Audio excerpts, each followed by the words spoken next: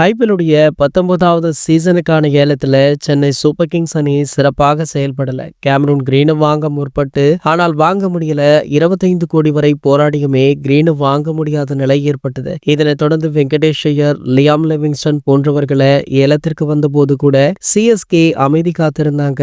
முதல் 3 சுற்றுகள் முடிவுல மேற்கிந்திய தீவுகளை சேர்ந்த ஸ்பின்னர்கள் ஹக்கீல் ஹுசேனை மட்டும் வாங்கினாங்க. அதன் பிறகு அன்கேப்டு வீரர்கள் மட்டுமே ஏலத்திற்கு வந்த நிலையில சிஎஸ்கே 30 கோடிகளுக்கு மேல இருந்தது. இந்த நிலையில கார்த்திக் சர்மா, பிரசாந்த் வீர் ஆகியோரை தலா 14.20 கோடிக்கு வாங்கி ஷாக் கொடுத்தாங்க. இருவருமே 15 T20 போட்டிகள்ல கூட ஆடாதவர்கள். தற்போதுதான் T20 கரியரையே ஸ்டார்ட் பண்ணிருக்காங்க. அதற்குள்ள இவங்களை 14.20 கோடி கொடுத்து சிஎஸ்கே வாங்கியிருப்பது பலருக்குமே ஆச்சரியத்தை கொடுத்திருக்கு. இளம் வீரர்களை அதிக அளவுல வாங்கியிருப்பதால ஐபிஎல் 2026 தொடர்ல தோனி அவர்கள் மட்டுமே மிகவும் அதிக வயது வீரராக இருப்பாரு. டாடி அணில இருந்து T20 குழந்தை அணியாக சென்னை சூப்பர் கிங்ஸ் அணி அதிரடியாக உருமாறி இருக்கு. இந்த நிலையில ஏலம் முடிந்த பிறகு சிஎஸ்கே மீட்டிங்ல கலந்து கொண்ட ஸ்டீஃபன் பிளமிங் அவர்கள் இளம் வீரர்களை அதிக தொகைக்கு வாங்கியது ஏன் அப்படின்றது குறித்து விளக்கமுமே கொடுத்திருக்காரு. இளம் வீரர்கள் அதிகம் தேவை, இதனாலதான் அன்கேப்டு வீரர்களை டார்கெட் பண்ணோம். மற்ற அணிகளும் நாம் தேர்வு செய்து வைத்த